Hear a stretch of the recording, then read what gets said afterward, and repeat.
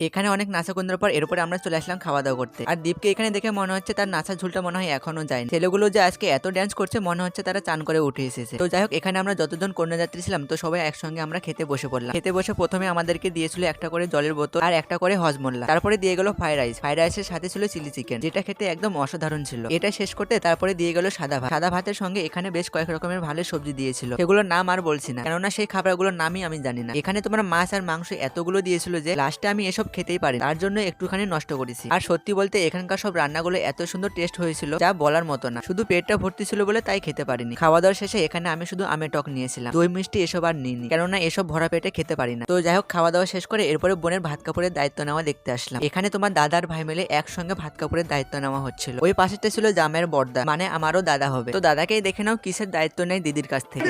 আমার মেয়েদের ভাত কাপড় রিচার্জ সবকিছু দায়িত্ব। কেন